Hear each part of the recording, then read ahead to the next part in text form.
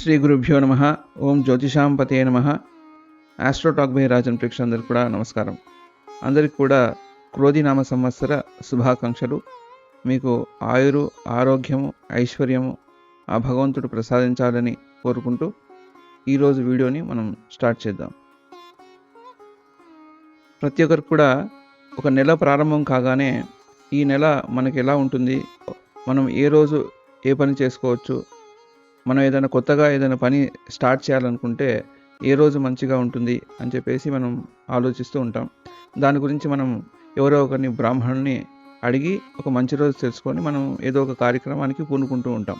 దీనికోసమని మనకి పంచాంగంలో మన నక్షత్రానికి అనుకూలంగా ఉండే రోజు మనకి చెప్తూ ఉంటుంది. దాన్నే మనం తారాబలం అని అంటాం.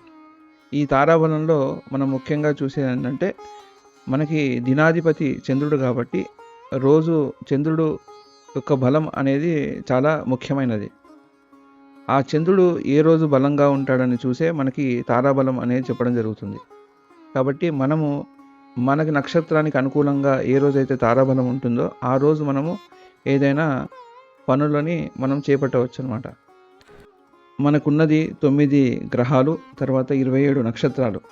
ప్రతి ఒక్క గ్రహానికి మూడు నక్షత్రాలు చొప్పున మనకి విభజన అనేది జరిగింది.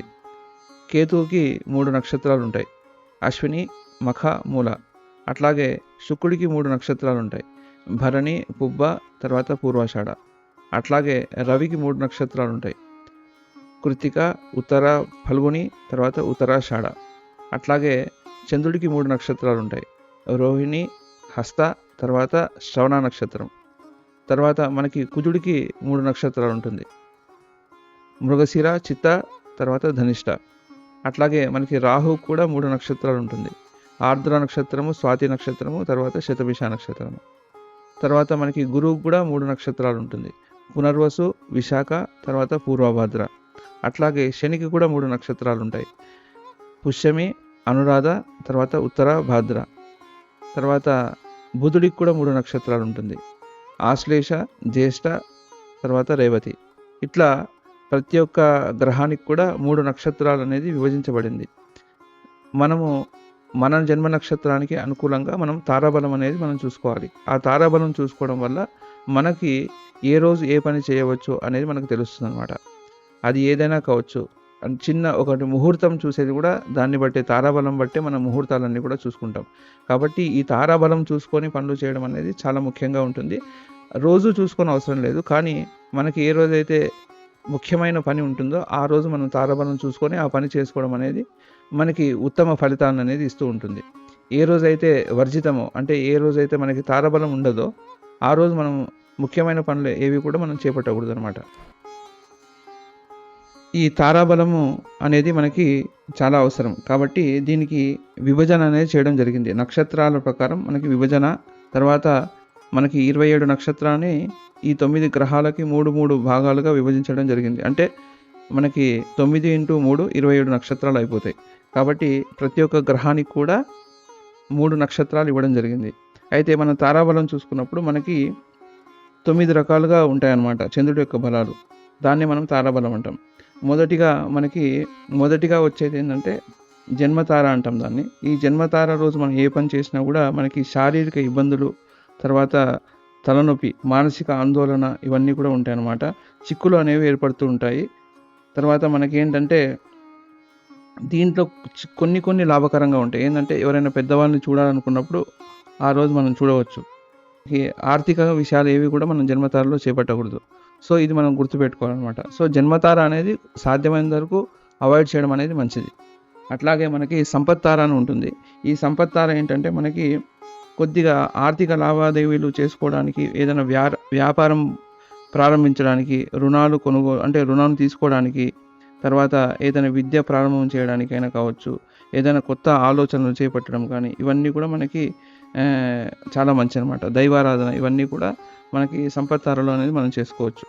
అట్లాగే మనకి విపత్తార అని ఉంటుంది. విపత్తార అంటే మీకు పేరులోనే అర్థమై ఉంటుంది. విపత్తార అంటే మనకి కష్టాలు కలగజేసే అనమాట. ఆకస్మికంగా కలహాలు రావడము, తగాదాలు, తర్వాత ఏదైనా మానసిక ఆందోళన కలగడం, శత్రువుల చేత బాధ కలగడము, తర్వాత శారీరక ఇబ్బందులు, అడ్డంకులు, ఇవన్నీ కూడా అకాల భోజనాలు, మనకి ఎక్కడైనా వెళ్తే కూడా భోజనం సరిగ్గా లభించకపోవడం, ఇవన్నీ కూడా మనకి విపత్తారలో జరిగే విషయాలు.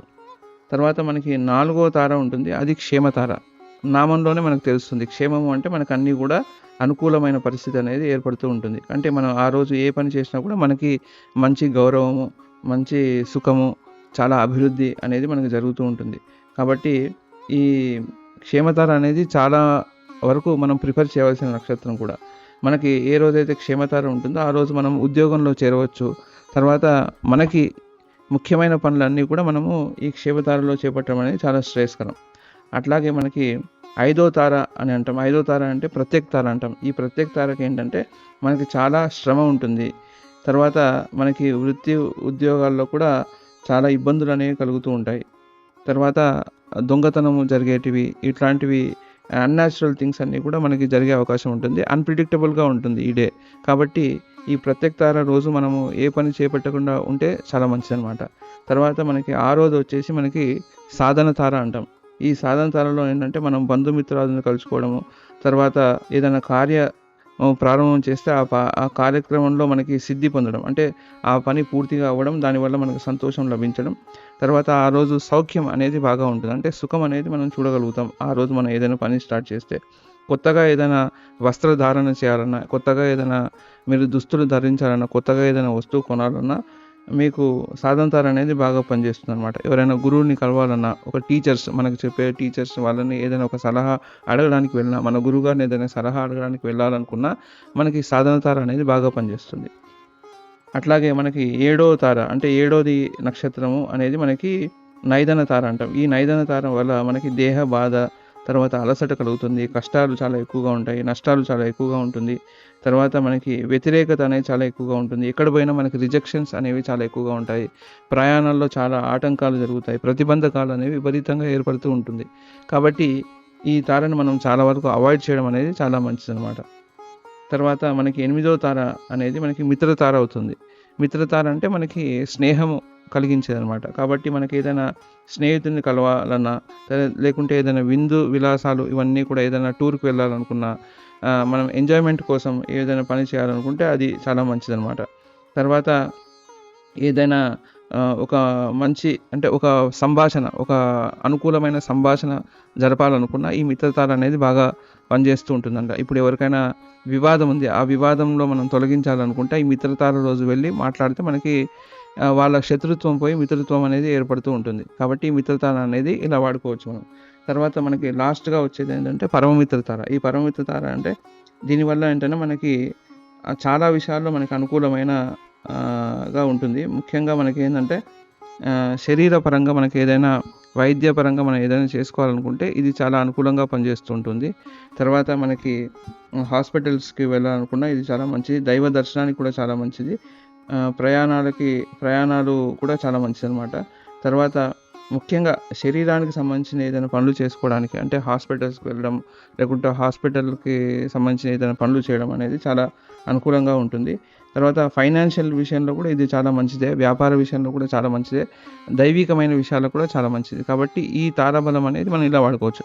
మొత్తం మీద ఏంటంటే మన జన్మ నక్షత్రం నుంచి మనకి 2వ నక్షత్రము, 4వ నక్షత్రము, 6వ నక్షత్రము, 8వ నక్షత్రం, తర్వాత 9వ నక్షత్రాలు, ఇవన్నీ కూడా మనకి అనుకూలమైన నక్షత్రాలన్నమాట. తర్వాత మనకి మొదటి నక్షత్రం అంటే మన జన్మ నక్షత్రం, మనం ఏ నక్షత్రంలో అయితే పుట్టామో ఆ నక్షత్రం మనకు అంత అనుకూలమైన ఫలితం అయితే ఇవ్వదు. కాబట్టి మనము జన్మ నక్షత్రం అనేది చాలా వరకు అవాయిడ్ చేయాలి.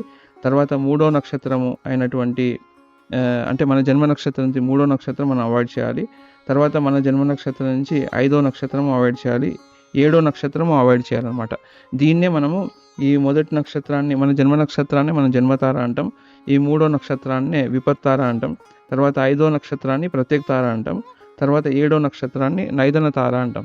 కాబట్టి ఇవన్నీ కూడా అవాయిడ్ చేయవలసిన రోజులు. కాబట్టి మనకి ఇప్పుడు నేను చెప్పబోయే వీడియోలో మనకి ఏది అనుకూలంగా ఉంటుంది అది మటుకే చెప్తున్నాను. ఎందుకంటే మిగతావన్నీ కూడా అనుకూలంగా ఉండవు కాబట్టి దానికి నేను చెప్పలేదు.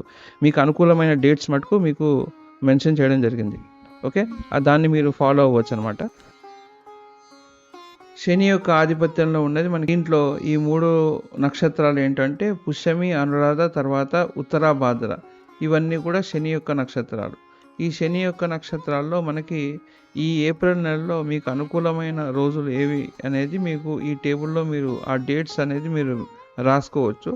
ఇవన్నీ కూడా మీకు అనుకూలమైన రోజులు. ఇప్పుడు నేను మెన్షన్ చేసిన డేట్స్ అన్నీ కూడా మీకు అనుకూలమైన రోజులు. కాబట్టి ఆ రోజు మీరు ఏదైనా పని స్టార్ట్ చేయాలనుకుంటే మీరు ఆ రోజు మీరు పని స్టార్ట్ చేసుకోవచ్చు. ఏదైనా ముఖ్యమైన పనులలో ఈ డేట్స్ మీరు ప్రిఫర్ చేయవచ్చనమాట. కాబట్టి మీకు ఈ మీ జన్మ నక్షత్రం చూసుకోవాలి మీరు. జన్మ నక్షత్రంలో మీకు ఈ డేట్స్ అన్నీ కూడా మీకు అనుకూలంగా ఉంటుందన్నమాట. అయితే మీది పుష్యమి గానీ, అనురాధ గానీ, ఉత్తర, భాద్ర ఉంటే ఈ డేట్స్ మీకు చాలా అనుకూలంగా ఉంటుంది.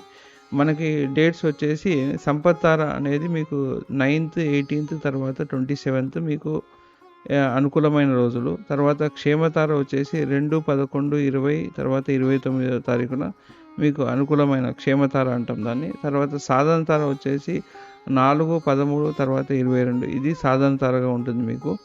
ఆ రోజు కూడా అనుకూలంగా ఉంటుంది. మిత్రతార వచ్చేసి 6, 14, 24 ఇది కూడా చాలా అనుకూలమైన రోజులు.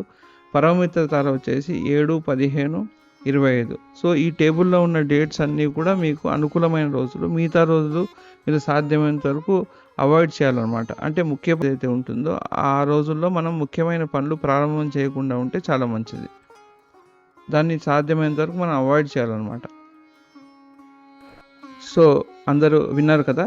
సో మీకు ఒకవేళ ఈ ఇన్ఫర్మేషన్ మీకు చాలా అనుకూలంగా అనిపించినట్టయితే మీరు ఛానల్ తప్పకుండా సబ్స్క్రైబ్ చేయండి, లైక్ కూడా చేయండి, షేర్ కూడా చేయండి. సో మరిన్ని ఇంట్రెస్టింగ్ వీడియోస్‌తో మీ ముందరికి వస్తాను. అంతవరకు నమస్కారం.